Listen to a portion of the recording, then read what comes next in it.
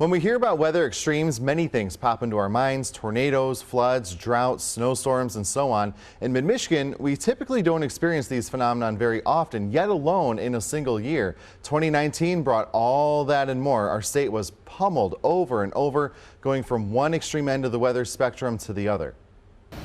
Tornadoes. The storm still over east central Shiawassee County, confirmed tornado. Floods, snowstorms, high winds, erosion, thunderstorms. Starting in late January, we were given a 1-2 punch. A storm moved in, bringing what would be the biggest snow totals of the season.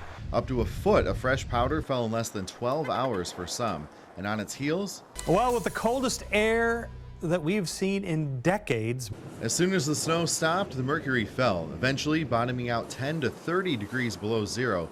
But it was the wind that really hurt us. High wind speeds creating extremely dangerous wind chill values. Some were colder than 50 below zero. Ice crystals will begin to form in those exposed areas, which can cause irreversible skin damage and tissue loss if you're not careful. There were 5 deaths in Michigan alone due to the cold. The governor declared a state of emergency as hundreds of schools and businesses were closed for the entire week. To make matters worse, Consumers Energy was forced to ask customers to voluntarily reduce their natural gas consumption after a fire at one of their facilities. This resulted in automakers, including GM, suspending operations to cut back on demand. The rest of the winter was less extreme, but full of nuisance winter storms. Some of those storms were called bomb cyclones. Those are storms that strengthen rapidly in a short amount of time. These systems packed high winds. They brought down trees and damaged roofs in February. A tornado warning in effect until 7:30. We have 2 areas of rotation now. One is right over Flushing. Then came March, literally roaring like a lion. It happened so quick that, you know, at 1 minute the sky was clear, the next minute I seen a funnel cloud coming in. It just dropped. A powerful early spring storm system wreaked havoc on southeastern Michigan, specifically Shiawassee and Genesee counties. 4 tornadoes damaged or destroyed dozens of homes and businesses along the I-69 corridor. The strongest tornado was rated an EF2 by the National Weather Service, with wind speeds of up to 125 miles per hour. Vernon and Genesee Township were among the hardest hit areas. Aside from tornado damage, straight-line winds caused widespread damage in Oakland, Genesee, Shiawassee, Lapeer, and Tuscola counties. Many residents of those areas are still cleaning up and adjusting to a new normal. April through June were quieter, but came with wetter than average conditions across the entire Great Lakes region. Lake levels shot up by nearly a foot in May alone. That started a trend of record high water that is still ongoing.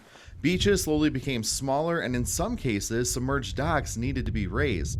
Wet conditions also made it difficult for farmers to get their crops in the ground. It would ultimately be one of the worst growing seasons in recent memory, according to many in the ag industry.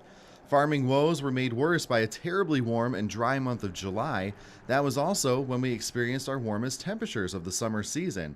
2 days were spent in the middle 90s, with the only relief coming in the form of severe thunderstorms. Severe wind gusts swept the heat away but caused extensive damage. Power was out to over 500,000 Michiganders, with some being in the dark for over a week. The end of summer and early fall was rather quiet, with the only issue being the ongoing high lake levels. Once October arrived, so did our first fall storms, and those high lake levels proved to be troublesome. Strong winds created numerous rounds of storm surges on the Great Lakes, with extensive flooding on the lakeshore. Erosion from waves threatened hundreds of waterfront structures across the entire state and eroded parks away into almost nothing. Lake levels are expected to remain near record levels or go even higher into 2020. The fall season was all but a few short weeks in Michigan yet again, because once November arrived, we experienced record-breaking snows and cold.